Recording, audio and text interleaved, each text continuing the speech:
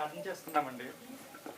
ప్రియా పరలోకమందున్న మా కన్న తండ్రి, గతించిన ఆదివారం నుంచి ఇప్పటి వరకు దేవా మమ్మల్ని కాపాడి ఇలా మరొకసారి సంఘంగా కూడుకొనుటకు నువ్వు ఇచ్చిన అవకాశాన్ని బట్టి నీకే కృతజ్ఞతాస్తుతులు చెల్లిస్తున్నాం తండ్రి. ఇదిగోండి తండ్రి, పాఠం చెప్పడానికి నిలబడిన నాకు మంచి జ్ఞానాన్ని ఇవ్వండి తండ్రి. అలాగే ఈ వాక్య ప్రకారం మేమందరము కలిసి సంఘంగా మంచి ప్రవర్తన కలిగి నడువుటకు కావాల్సిన సహాయం అందించాలని కోరుకుంటూ ఈ చిన్ని ప్రార్థనని యేసుక్రీస్తు వారి నామంలో అడిగి వేడుకుంటున్నాం తండ్రి. ఆమేన్. అందరికీ వందనాలండి. ఈరోజు నేను చెప్పబోయే పాఠం పేరు రాజ్యాలను తలదన్నే రాజ్యం, రాజులను తలదన్నే రాజు. ఇక్కడ నేను చెప్పాలనుకుంటుంది ఏంటంటే, మనం రాజు రాజ్యాలు అని విన్నప్పుడు లోకంలో ఉన్నవి ఒకసారి మనం జ్ఞాపకం చేసుకోగలిగితే, మీరు రాజు అనగానే మీకు ఏం గుర్తుకొస్తారండి? ఏం గుర్తుకొస్తుంది? రాజు అని ఒక మాట వినగానే మీ మనసులో వచ్చే ఆలోచనలు ఎలా ఉంటాయి? ఒకటి చెప్పండి, ఏదో ఒకటి మీకు గుర్తుకొచ్చేది. రాజు అనగానే ఏం గుర్తుకొస్తాయి? నాకైతే కిరీటం గుర్తుకొస్తుంది. మీకేం గుర్తుకొస్తుంది? రాజ్యం గుర్తుకొస్తుంది. ఇంకా ఇటు పక్కన భటులు, ఇంకా ఆయనకి ఒక రాయల్ స్టేటస్ ని మనం ఊహించుకోవచ్చు కదండి. రాజు అనగానే ఒక గంభీరమైన స్వభావం, ఇక ఏది ఒక ఎలాగంటే ఏది కావాలంటే తన దగ్గరికి వచ్చేంత కెపాసిటీ, ఒక రాయల్ గా అంటే ఒక హుందాగా ఉండడానికి ఒక వ్యక్తి ఉంటే ఎలా ఉంటుందో రాజులా బతుకుతున్నాడు వీడు అని ఎందుకంటారంటే ఒక రాయల్ గా ఉంటాడు అతడు, ఒక హుందాగా ఒక డైనమిక్ గా ఉంటాడు అని అన్నట్టుగా. మరి క్రైస్తవులందరికీ తెలిసిన విషయం ఏంటంటే, యేసుక్రీస్తుని కూడా సిలువేస్తున్నప్పుడు ఒక క్వశ్చన్ అడిగారు. ఏంటది? నువ్వు రాజువా అంటే ఆయన ఏమన్నారు? నువ్వు అన్నట్టు నేను రాజునే, కానీ నా రాజ్యము ఈ లోక సంబంధమైంది కాదు అని ఆయన చెప్పడం చూసాము. ఈరోజు మనం ఒక చిన్న విషయం చూద్దాం. యేసుక్రీస్తు వారు కూడా రాజ్యం అని చెప్పారు కదా. మనం పూర్వం ఏం నేర్చుకున్నామంటే, యేసుక్రీస్తు రాజ్యం అంటే ఏదో కాదు, సంఘమే ఆయన రాజ్యం కింద మనం నేర్చుకున్నాం.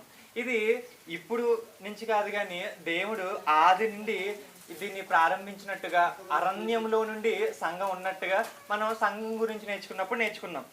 ఇప్పుడు అసలు ఈ రాజ్యాన్ని దేవుడు ఏర్పాటు చేశాడు కదా. మరి ఈ రాజ్యానికి లోక రాజ్యాలకి ఉన్న డిఫరెన్సెస్ ఒక 4 డిఫరెన్సెస్ చూద్దాం. ఇప్పుడు లోక రాజ్యాలు మీరు ఒకసారి చూస్తే, లోక రాజ్యాల్లో చాలా శ్రమ ఉంటుంది. ఎందుకని శ్రమ ఉంటుంది అని అంటున్నానంటే, నేను చెప్పడం కాదు, కానీ ఒక రోజున ఇజ్రాయేల్ అందరూ కూడా దేవుడే రాజుగా ఉన్న సమయాన్న సమూయేలు గారి దగ్గరికి వచ్చి, ఇదిగోండి ఇదంతా మాకు వర్కౌట్ అవ్వట్లేదు, మాకు రాజు కావాలి అని చెప్తారన్నమాట. దేవుడు అప్పుడు చాలా బాధపడతాడు. ఎందుకంటే నేనే వాళ్ళకి రాజుగా ఉన్నాను, కానీ ఇప్పుడు వీళ్ళు ఏం కోరుకుంటున్నారు? వీళ్ళకి ఇంకొక రాజు అంటే దేవుడు అనే రాజుని వీళ్ళు పక్కన పెట్టి ఎవరు కావాలనుకుంటున్నారంటే, ఈ భూలోకంలో ఉంటే మనుషుల్ని రాజులుగా చేయాలనుకుంటున్నారు. అంటే మనుషుల వలన ఎలాంటి ఇబ్బందులు వస్తాయి ఇవన్నీ వాళ్ళకి తెలిసే అండి. ఎందుకంటే పక్క రాజ్యాలన్నీ చూస్తున్నారు కదా. అప్పటికే ఎక్కడి నుంచి వచ్చారు వాళ్ళు? ఐగుప్తులో నుంచి వచ్చారు. ఐగుప్తు ఆల్రెడీ చూసే ఉంటారు కదా. చూసినా కూడా వీళ్ళు ఏం కోరుకున్నారంటే, ఇదిగోండి బయట ఉన్న రాజ్యాలు లాగానే ఇక్కడ ఉండాలి, ఒక రాజు ఉండాలని కోరుకున్నారు. యుద్ధం చేయడానికి, ఇలాంటివన్నీ చేయడానికి ఒక రాజు కావాలని కోరుకున్నారు. సో ఇక్కడ వరకు బాగానే ఉంది.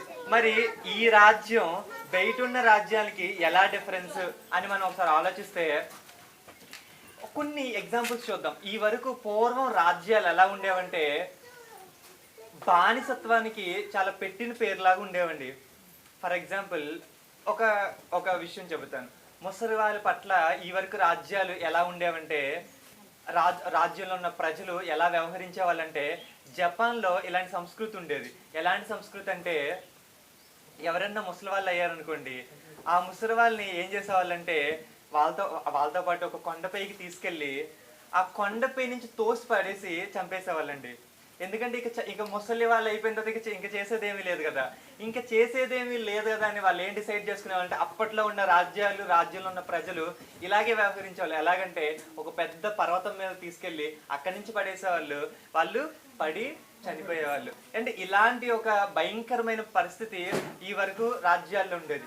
అదొకటే కాదండి, ఇంకా చాలా ఒక జపాన్లోనే కాదు, ఇంకా మనకు తెలిసింది ఏంటంటే రోమా సామ్రాజ్యం తెలుసు, ఇంకా మెస్పటోమియా ఎక్కడైతే అబ్రహాం గారు వచ్చారో అక్కడ ఉన్న సామ్రాజ్యాలు తెలుసు.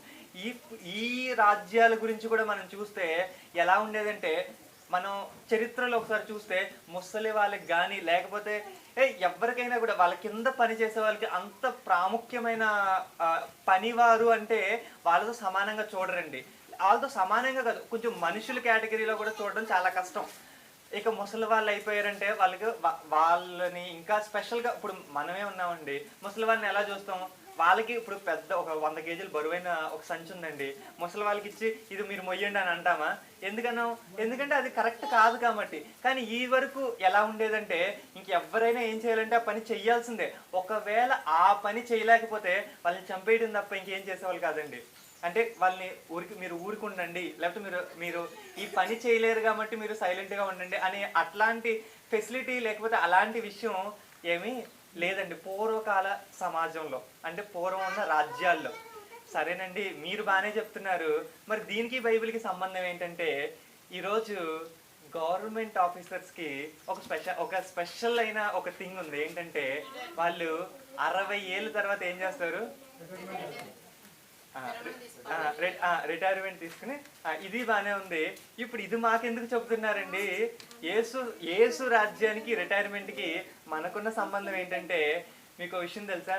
ఈ రిటైర్మెంట్ అనేది ఎక్కడి నుంచి స్ఫూర్తి పొంది వచ్చిందో తెలుసా? బైబిల్లో చూద్దాం. సంఖ్యాకాండం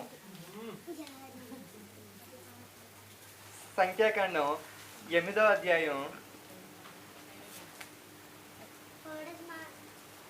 25వ అధ్యాయం. సంఖ్యాకాండం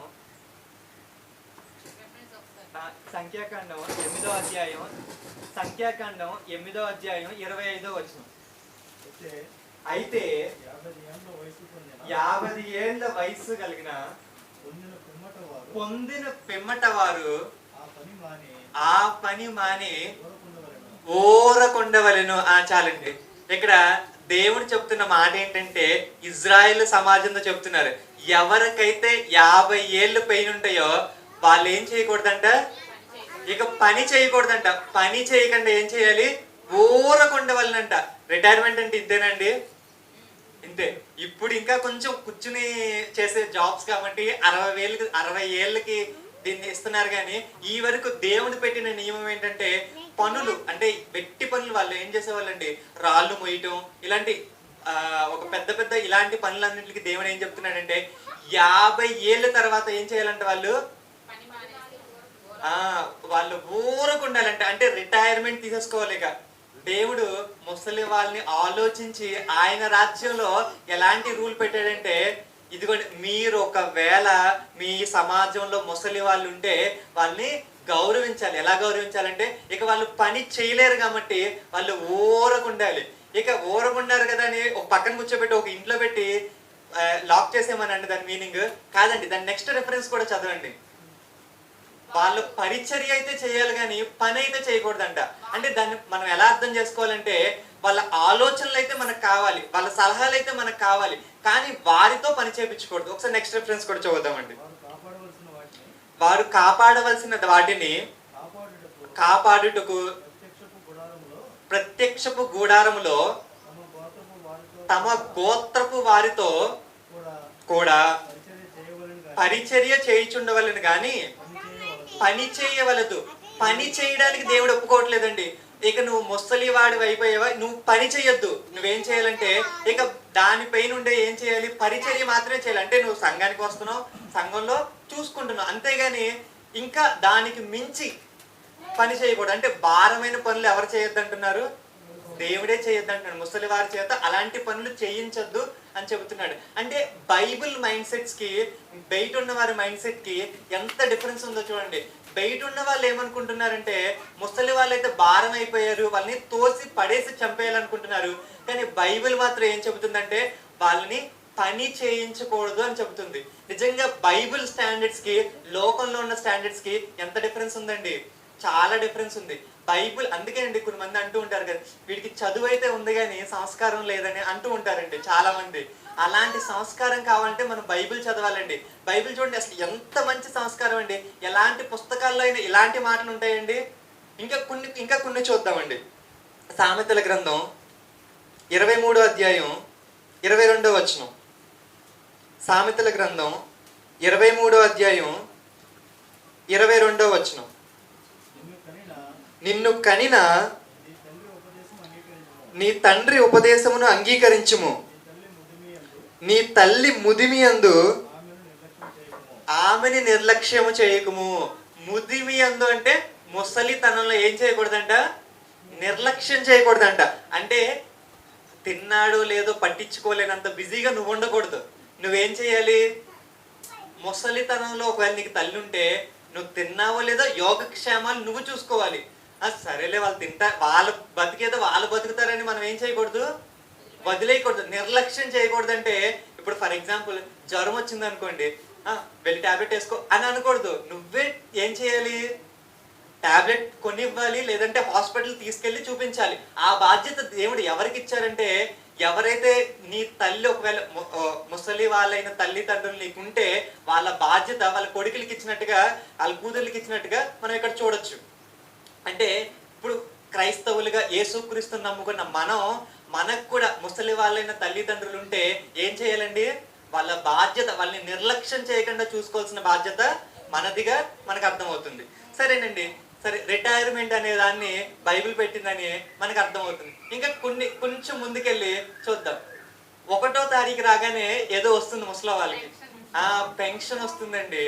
ఈరోజు వితంతువులకు కూడా పెన్షన్ ఇవ్వాలని డిసైడ్ చేసింది గవర్నమెంట్. చాలా మంది వితంతువులకు కూడా వస్తుంది. దీన్ని చంద్రబాబు నాయుడు గారు ఇప్పుడు నాకు గుర్తు మటుకు 4,000 ఎంతో ఇస్తున్నారు అనుకుంటా. 4,000 నుంచి 5,000 ఎక్కడ ఇస్తున్నారు.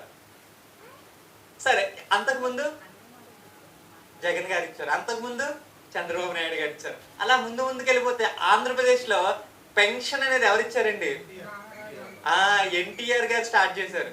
ఎన్టీఆర్ గారు స్టార్ట్ చేయడానికి కారణం ఏంటో తెలుసా, ఇందిరాగాంధీ గారు దేశంలో పెన్షన్ ఇవ్వాలని ఆవిడ స్టార్ట్ చేశారు కాబట్టి. అంటే వీళ్ళు ఇవ్వడానికి గల కారణం ఏంటంటే, ఎక్కడికి వెళ్ళిందంటే చంద్రబాబు నాయుడు గారు, వైఎస్ రాజశేఖర రెడ్డి గారు వీళ్ళందరూ ముందుకు వెళ్తే ఎన్టీఆర్ గారు స్టార్ట్ చేశారు ఆంధ్రప్రదేశ్ లో. దానికి ముందుకు వెళ్తే మనకి ఇందిరాగాంధీ గారు కూడా కనిపిస్తున్నారు. ఇకపోతే ఇంకా ముందుకు వెళ్తే జర్మనీ లాంటి దేశాల్లో వీటిని ఫస్ట్ గా దీన్ని స్టార్ట్ చేసినట్టుగా మనకు అర్థమవుతుందండి.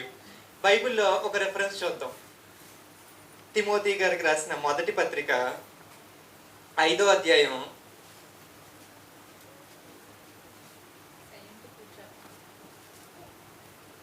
9 నుంచి 10 అండి. తిమోతి గారికి రాసిన మొదటి పత్రిక 5వ అధ్యాయం 9 నుంచి 10 వచనాలండి. 60 ఏండ్ల కంటే తక్కువ వయసు లేక ఒక్క పురుషునికే భార్య అయి సత్క్రియలకు పేరు పొందిన విధవరాలు పిల్లలను పెంచి పరదేశులకు ఆతిథ్యమిచ్చి పరిశుద్ధుల పాదములు కడిగి శ్రమపడు వారికి సహాయము చేసి ప్రతి సత్కార్యము పూనుకొనిదై అయితే ఆమెను విధవరాండు లెక్కల్లో చేర్చాలంట. ఎందుకు చేర్చాలి, 60 సంవత్సరాలు పైబడిన విధవరాల్ని ఇక్కడ సంఘంలో ఉన్న విధవరాల లెక్కల్లో చేర్చాలంట. ఎందుకనో మనం 16వ వచనం చూద్దామండి. విశ్వాసురాలైన ఏ స్త్రీ నింటనైనను విధవరాండ్రయ్యుండిన ఎడల సంఘము నిజముగా అనాథలైన విధవరాండ్రకు సహాయము చేయుటకై. సంఘానికి ఏం చెప్తున్నారంటే సహాయం చేయాలంటే. ఎవరికి సహాయం చేయమంటున్నారు, ఒకవేళ సంఘంలో ఎవరైనా విధవరాండ్రు ఉంటే వాళ్ళకి సహాయం చేయమని చెప్తున్నారు. ఈ రిఫరెన్స్లే ఎవరికి ప్రేరణ అంటే, ఇప్పుడు మనం చూస్తున్న ఈ పాశ్చాత్య దేశాలు అంటే వెస్ట్రన్ కంట్రీస్ లో ఉన్న వాళ్ళందరికీ ఈ బైబిల్ని బట్టే వాళ్ళ కాన్స్టిట్యూషన్స్ అన్ని రాసుకున్నారండి. వాళ్ళు చెప్తున్న మాట ఏంటంటే, వాళ్ళు అమెరికా రాజ్యాంగంలో 30% జస్ట్ డెట్రానమీ అంటే ద్వితీయోపదేశ కాండంలో ఉన్న డైరెక్ట్ కొటేషన్స్ రాజ్యాంగంలో ఉంటాయి ఏంటండి. ఇంకా అంటే మార్చి లేకపోతే ఇంకా ఒక ఫార్మెట్ లో మార్చి కూడా కాదు, జస్ట్ ద్వితీయోపదేశ కాండంలో ఉండేవే జస్ట్ డైరెక్ట్గా తీసుకెళ్లి రాజ్యాంగంలో ఉంటాయంటండి. అంటే ఎంతంటే వాళ్ళ రాజ్యాంగం మొత్తం 100% అంటే 100%లో 30% ఏముంటాయంట, ద్వితీయోపదేశ కాండంలో ఉన్న వచనాలే ఉంటాయంటండి. అంతగా ప్రభావితం చేసింది. ఇలా విధవరాండ్లకు కూడా సహాయపడమని ఎవరు చెప్పారంటే బైబిల్ చెప్పింది. అంటే అక్కడి నుంచి మన ఇండియాకి వచ్చింది. మన ఇండియా నుంచి ఇండియాలో ఇందిరాగాంధీ గారు దానివల్ల ఇన్ఫ్లుయెన్స్ అయ్యారు. తర్వాత ఇక్కడ మన ఎన్టీఆర్ గారు కూడా దీన్ని ప్రవేశపెట్టారు. ఈ రోజు మనకి 4,000 5,000 మన జేబులోకి వస్తున్నాయి అంటే దానికి కారణం ఎవరు? బైబిల్. అంటే ఈరోజు ప్రత్యక్షంగా కానీ పరోక్షంగా కానీ మన జీవితంలో జరుగుతున్న అనేక మేలులకి కారణం బైబిలే. ఓన్లీ విషయం ఏంటంటే మనకు తెలియదు అంతే, ఇది బైబిల్ వల్ల వచ్చింది అనే విషయం మనకు తెలియదు. కానీ అనేకమైన మంచి విషయాలు ఇంకా మన భారతదేశానికి క్రైస్తవ మిషనరీలుగా వచ్చిన వాళ్ళు అనేకమైన లాభాలండి. ఒకవేళ వాళ్ళ కానీ వచ్చి చేసి ఉండకపోతే, మిషనరీల గురించి చెప్తున్నాను నేను, బ్రిటిష్ వారి గురించి చెప్పట్లేదు. కానీ మిషనరీలు ఎవరైతే మిషనరీలు సేవ చేయడం కోసం వచ్చారో వాళ్ళ గురించి మనం ఒకసారి ఆలోచిస్తే వాళ్ళు ఇండియా మీద క్రియేట్ చేసిన ఇంపాక్ట్ అంత ఇంత కాదండి. మీరు ఒక నార్మల్గా ఉన్న ఏ సిటీకి వెళ్ళినా కూడా క్రిస్టియన్ హాస్పిటల్ లేకుండా ఉండదండి, క్రిస్టియన్ స్కూల్ లేకుండా ఉండదండి. అంతగా ప్రభావితం చేశారు. ఈ రోజు డబ్బులు వచ్చిన తర్వాత చాలా స్కూల్స్ వచ్చేసినాయండి, ఒక వ్యాపారంగా చేస్తున్నారు.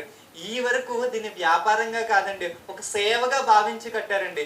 ఇప్పుడు కట్టడం ఈజీ అనండి, ఎందుకంటే దీనివల్ల రిటర్న్ ఇన్కమ్ వస్తుంది. ఎందుకంటే నీకు ఒక అడ్మిషన్ ఒక 50,000 ఛార్జ్ చేస్తే ₹1,00,000 కూడా ఛార్జ్ చేస్తున్నారు. నీకు ఏసీ కావాలంటే ఏసీ పెట్టించవచ్చు, ఫ్యాన్ కావాలంటే ఫ్యాన్ పెట్టించవచ్చు, ఎందుకంటే డబ్బులు నీ దగ్గర నుంచే. కానీ నీ దగ్గర నుంచి ఏమీ రావు అని తెలిసినప్పుడు చేయటం అది నిజమైన సేవ అండి. అలా సేవ చేసినట్టుగా మనం చూస్తున్నాం. బైబిల్ ఎందుకని ఇలా చేశారు అంటే బైబిల్ ఏం చెప్తుందంటే పక్క వాళ్ళకి సహాయపడమని చెబుతుంది, అంతే కదండి. ఇక్కడ పెన్షన్లో వేరే వాళ్ళకి, అంటే ఎవరైతే 60 ఏళ్ళు పైబడిన విధవరాళ్ళు ఉన్నారో వాళ్ళకి సహాయపడమని బైబిల్ చెప్పింది. ఇందాక చూస్తే ముసలి వాళ్ళని నిర్లక్ష్యం చేయొద్దని చెప్పినట్టుగా మనకు అర్థమైంది. ఇప్పుడు ఇంకొకటి చూద్దాం. ఎలక్షన్స్ లో ఖచ్చితంగా గెలవాలంటే ఒకటి కావాలండి, ఒక హామీ ఇస్తే మాత్రం ఖచ్చితంగా గెలుస్తారు. ఆ హామీ ఏంటో మీరు చెప్పాలి. ఫోన్ పింఛన్ డబ్బు, ఇంకా ఏంటన్నా చెప్పు, అన్ని ఫ్రీగా ఇవ్వాలి. ఇంకా ఇంకొకటి, రుణమాఫీ ఇస్తే ఏమవుతుందండి, రుణమాఫీ ఇస్తే ఏమవుతుందంటే మాక్సిమం రావడానికి ఛాన్స్ ఉంటుందండి. మీ అందరికి గుర్తుంటే మన రాష్ట్రం విడిపోయినప్పుడు చంద్రబాబు నాయుడు గారు రుణం మాఫీ అన్నారండి. అందరూ ఏమనుకున్నారంటే వైఎస్ జగన్మోహన్ రెడ్డి గారు సీఎం అని అనుకున్నారండి. కానీ ఈయనేమో రుణం మాఫీ అన్నారు. తర్వాత చూస్తే ఎలక్షన్స్ లో కూడా అందరూ డ్యామ్ షూర్ గా ఇంకా జగనే వస్తారు అనుకుంటే తీరా రిజల్ట్స్ చూస్తే చంద్రబాబు నాయుడు. ఇప్పుడు ఎందుకంటే రుణమాఫీ అంత ఇంపార్టెంట్ అండి. అప్పు ఎందుకంటే ఒక్కసారి నువ్వు అప్పు తీసుకుని కట్టలేదనుకో వాడు ఎక్కడికి వస్తాడు, నీ ఇంట్లోకి వచ్చి నీకు ఉన్నది మొత్తం వేలం వేస్తారు. బైబిల్ ఈ విషయంలో ఏం చెప్పిందో చూద్దామండి. ద్వితీయోపదేశ కాండం 24వ అధ్యాయం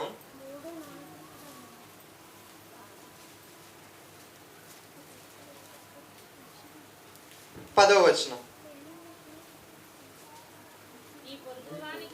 నీ పొరుగువానికి ఏదైనాను నీకు ఎరువిచ్చిన ఎడల అతని యొద్ద తాకట్టు వస్తువు తీసుకొనుటకు అతని ఇంటికి వెళ్ళకూడదు. బైబిల్ చెప్తున్న సంస్కారం ఏంటంటే నువ్వే ఒకరికి అప్పిచ్చావు, దౌర్జన్యంగా ఇంట్లోకి వెళ్ళి వస్తువులు బయటకు తీసుకొచ్చేస్తారంటే దేవుడు ఒప్పుకోవట్లేదండి. క్రైస్తవులైన మనందరికీ కూడా దేవుడు చెప్తుంది ఏంటంటే నువ్వే ఒక 10,000 ఒకరికి ఇచ్చావు, సహాయం చేయడం కోసం ఇచ్చావు, వాడు ఇవ్వట్లేదు. ఫస్ట్ గా బైబిల్ చెప్పిందంటే వడ్డీ తీసుకోకూడదు, అది ఫాలో అవుతూ ఒకవేళ నీ 10,000 ఇవ్వట్లేదు అనుకోండి, ఒకవేళ 10,000 ఇవ్వకపోయినా బైబిల్ ఏం చెప్తుందంటే నువ్వు దౌర్జన్యంగా వాళ్ళ ఇంట్లోకి వెళ్ళకూడదు, బయటే ఉండి అడగాలి కదండి. ఇంకా చదువుతాం, నీవు బయట నిలవవలెను, నీవు ఎరువిచ్చిన వాడు బయటనున్న నీ యొద్దకు ఆ తాకట్టు వస్తువు తెచ్చి ఇవ్వలను. నువ్వు దౌర్జన్యంగా లాక్కోవడానికి బైబిల్ ఏం చేయట్లా, పర్మిషన్ ఇవ్వట్లా. అంటే క్రైస్తవ సమాజంలో ఉన్న వాళ్ళు ఎవరికన్నా ఒకవేళ అప్పిస్తే జాగ్రత్తగా ఉండాల్సింది ఏంటంటే, మీరు ఇంట్లోకి వెళ్ళి దౌర్జన్యంగా వాళ్ళ ఫ్రిడ్జో లేకపోతే వాళ్ళ మంచమో తీసుకొచ్చేస్తారంటే బైబిల్ ఏం చెప్పట్లా, ఓకే చెప్పట్లా. సరే, నేను ఇంకా ముందు చదువుతాం. ఆ మనుష్యుడు బీదవాడైన ఎడల నీవు అతని తాకట్టును ఉంచుకొని పండుకొనకూడదు. ఒకవేళ నువ్వే ఇచ్చావండి, వాడు ఇంకా కట్టలేని పరిస్థితి కదా అని తాకట్టు నీ దగ్గర ఉంచుకోకూడదు, ఇచ్చేయాలి. అదేంటంటే నా డబ్బులు కదా, కాదు నువ్వు ఇచ్చేయాలి. ఎందుకంటే నువ్వు ఇచ్చే స్థాయిలో ఉన్నావు, వాడు కట్టలేకపోయాడు. వాడు ఒకవేళ భేదవాడైతే బైబిల్ చెప్తున్న సంస్కారం ఏంటంటే, ఇక పోనీలే ఇంకా కట్టలేడు కదా, అప్పుడు నీ తాకట్టు వస్తువు నీ దగ్గర ఉంచుకుని వాడిని బాధించకూడదు. నువ్వేం చేయాలి, ఆ తాకట్టు వస్తువుని ఉంచుకుని పడుకోకూడదు. అంటే ఏం చేయాలంటే ఈ రోజు ఇచ్చేయాలి. కొన్ని రోజులు ఉంచుకుని తర్వాత ఇస్తానంటే కుదరదు. ఉంచుకుని పడుకోకూడదు అంటే దాని అర్థం ఏంటంటే, ఈ రోజు రాత్రి చీకటి పడే లోపు నువ్వు ఇచ్చేయాలి. ఏదైతే తాకట్టు వస్తువు వాడు ఒకవేళ బీదవాడే కట్టలేకపోతున్నాడంటే దాన్ని ఏం చేయాలంటే నువ్వు వెంటనే రిటర్న్ చేసేయాలి. సరే, తర్వాత కూడా చదువుతామండి. అతడు తన బట్టను వేసుకుని పండుకొని అతడు నిన్ను దీవించినట్లు సూర్యుడు అస్తమించినప్పుడు నిశ్చయముగా ఆ తాకట్టు వస్తువును అతనికి మరలా అప్పగించేయాలి. ఒకవేళ వాడు బీదవాడైతే తాకట్టు నీ దగ్గర ఉండకూడదండి. బైబిల్ చెప్తున్నా ఇది సంస్కారం, లేకపోతే బైబిల్ చెప్తున్న ఒక ఆజ్ఞగా మనకి ఏంటంటే, ఎవరికన్నా నువ్వు ఒకవేళ డబ్బులు ఇస్తే వాళ్ళు ఇవ్వలేని పరిస్థితుల్లో ఉంటే నువ్వు తాకట్టు మాత్రం నీ దగ్గర ఉంచుకుని పడుకోకూడదు. ఒకవేళ దేవుడు ఏం చెప్తున్నా, అప్పుడు మనకు వచ్చే డౌట్ ఏంటంటే, మన అసలండి అని మనకి డౌట్ వస్తుంది కదా. దేవుడు ఏం చెప్తున్నాడు అక్కడ చూద్దాం. అది నీ దేవుడైన యెహోవా దృష్టికి నీకు నీతి అగును. అబ్రహాం గారికి కూడా నీతి ఉంది. నీతి ఉండడం వల్ల ఏమైంది, ఆయన పరలోకమే పొందుకున్నారు. ఒకవేళ నువ్వు కూడా ఇలాగ బైబిల్ని ఫాలో చేస్తే ఇది కూడా నీకేమవుతుంది, నీతి అవుతుంది. అప్పుడు దేవుడు నిన్ను కూడా ఆశీర్వదిస్తాడు. కానీ ఆ బీద వాడిని మాత్రం నువ్వేం చేయకూడదు, బాధించకూడదు. ఆ తాకట్టు వస్తువు నీ దగ్గర ఉంచుకోకూడదు.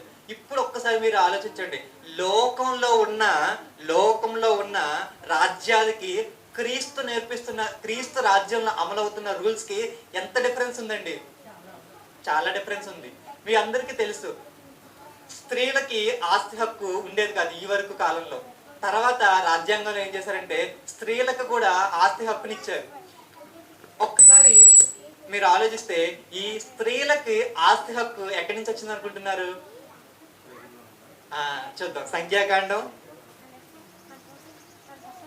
27వ అధ్యాయం 4వ వచనం. సంఖ్యాకాండం 27వ అధ్యాయం 4వ వచనం. అతనికి కుమారులు కలగలేదు,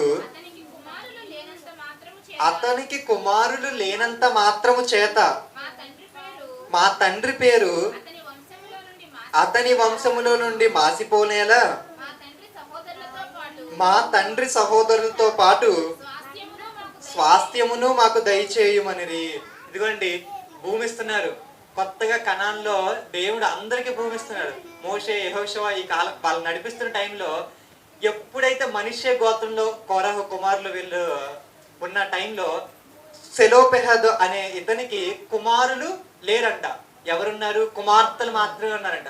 ఈ కుమార్తెలు మోషే గారి దగ్గరికి వచ్చి, ఇదిగోండి కుమారులు లేకపోతే మా తండ్రి పేరు మాసిపోవడం ఎలాగా, మాకివ్వండి అని ముందుకు వచ్చారంట. మోషే గారికి డౌట్ వచ్చింది, స్త్రీలకి ఆస్తి హక్కు లేదు కదా, అంటే స్త్రీలకి ఇచ్చే అలాంటి స్త్రీలకి అంత అత్యున్నతమైన స్థానం ఇచ్చేది ఆ రోజుల్లో లేదు కదా. మరి వెంటనే ఆయన దేవుడి దగ్గరికి వెళ్తే దేవుడు ఏం చెప్పాడో చూద్దామండి. అప్పుడు మోషే వారి కొరకు యెహోవా సన్నిధిని మనవ చేయగా 5వ వచనం 6వ వచనం. యెహోవా మోషేకు ఇలాగు సెలవిచ్చెను, సెలోపెహాదు కుమార్తెలు చెప్పినది కాదు, స్త్రీలకు ఇచ్చేది ఏంటని దేవుడు అన్నాడండి. దేవుడు ఏమన్నాడంటే ఆ కుమార్తెలు చెప్పింది యుక్తము. వారికి కూడా ఏం చేయమన్నారు? నిశ్చయముగా వారి తండ్రి సహోదరులతో పాటు స్వాస్థ్యమును వారి ఆధీనము చేసి వారి తండ్రి స్వాస్థ్యమును వారికి చెంది చేయవలను. ఇదిగోండి, ఆస్తి ఏదైతే ఉందో అది ఎవరికి ఇమ్మంటున్నారు? కుమార్తెలకు కూడా ఇమ్మంటున్నారు. వాళ్ళ తండ్రి సహోదరులకు మాత్రమే కాదు, వీళ్ళ కుమార్తెలైన వీళ్ళకు కూడా సమాన భాగాన్ని ఇమ్మంటున్నాడు. ఈ రోజు స్త్రీలకు కూడా ఆస్తి హక్కు వచ్చిందంటే ఎక్కడి నుంచో రాలేదండి. మీకు పరోక్షంగా కానీ ప్రత్యక్షంగా కానీ ఈ రోజు జరుగుతున్న అనేక మేలులు బైబిల్లో నుంచి స్ఫూర్తి పొంది చట్టాలుగా వచ్చినవేనండి. కాకపోతే ఒకే ఒక్క విషయం ఏంటంటే అది బైబిల్ నుంచి వచ్చిందని మనకి తెలియదు అంతే. ఇక్కడ ఈ రాజ్యాంగము లేకపోతే ఇలాంటి చట్టాల గురించి మనం ఆలోచిస్తే ఎక్కువగా మన రాజ్యాంగం ఎక్కువగా బయట నుంచి తీసుకొచ్చి మన రాజ్యాంగంలో పెట్టినవండి. ఇవన్నీ ఎక్కడి నుంచి తీసుకొచ్చారంటే ఈస్టర్న్ కంట్రీస్, యుఎస్, ఇలాంటి వాళ్ళందరికీ వాళ్ళు దేనిని బట్టి రాసుకున్నారండి? బైబిల్ని బట్టి రాసుకున్నారు. కాబట్టి ప్రత్యక్షంగా అయినా పరోక్షంగా అయినా ఈరోజు అనేక మేలులు బైబిల్ వల్ల మనం పొందుకుంటున్నాం. ఇకపోతే ఒక్కసారి జ్ఞాపకం చేసి పాఠం ముగిస్తానండి. ఏంటంటే రాజ్యాలు ఏవైతే ఉన్నాయో లోక రాజ్యాలు ఎప్పుడు కూడా మనుషుల్ని తక్కువగా చూడడం లేకపోతే బానిసలుగా చూడడం, ముసలి వారికి అయితే అంతగా ప్రయారిటీ ఇవ్వనట్టుగా మనం చూసాం. కానీ యేసు రాజ్యంలో మాత్రం ముసలి వాళ్ళని ఏం చేయొద్దన్నాడండి? నిర్లక్ష్యం చేయొద్దన్నాడు. తర్వాత రిటైర్మెంట్ ని మనం బైబిల్లోంచి చూసాం. పెన్షన్ ని, విధవరాళ్ళకి పెన్షన్ ఇవ్వడం కూడా మనం బైబిల్లోంచి చూసాం. ఆస్తి హక్కుని మనం బైబిల్లో చూసాం. ఒకవేళ కట్టలేకపోతే రుణమాఫీ కూడా ఎక్కడి నుంచి చూసామండి? మనం బైబిల్లో చూసాం. ఈ రోజు ఇలాంటివి చట్టాలుగా వస్తే బాగున్నాయని అనిపించచ్చు, కానీ ఇవి బైబిల్లోంచే స్ఫూర్తి పొంది బైబిల్లో ఆల్రెడీ ఉన్నాయని తెలిస్తే నిజంగా మనం నమ్ముకున్న బైబిల్ ఎంత గొప్పదో మనకి నిజంగా గర్వపడడానికి, నిజంగా బైబిల్ని మించిన పుస్తకం లేదని చెప్పుకోవడం నిజంగా అదేం తప్పు కాదండి. బైబిల్కి మించి ఇంతకు మించిన సంస్కారవంతమైన పుస్తకం ఏదైనా ఉందంటే అది బైబిలేనండి. ఎప్పుడు కూడా బైబిల్ తర్వాత ఏదైనా కానీ బైబిల్కి ముందు మనం ఏమీ చూడం. ఎందుకంటారు? ఎందుకంటే ఇది దేవుడే రాయించి ఇచ్చింది కాబట్టి. ప్రార్థన చేసుకుందామండి. ప్రియా పరలోకమందున్న మా కన్న తండ్రి, ఇదిగోండి తండ్రి, ఈ లోక రాజ్యాల్ని క్రీస్తు రాజ్యాన్ని మేము ఆలోచించాం తండ్రి. ముసలి వాళ్ళు అయిన తర్వాత ఇదిగోండి తండ్రి, కొండ మీద నుంచి పడేసే ఒక సంస్కృతి ఉన్నట్టుగా మేము చూసాం తండ్రి. అలాగే ముసలి వాళ్ళు అయినా కూడా పని చేపించే సామ్రాజ్యాలు, రాజ్యాలు మేము చూసాం తండ్రి.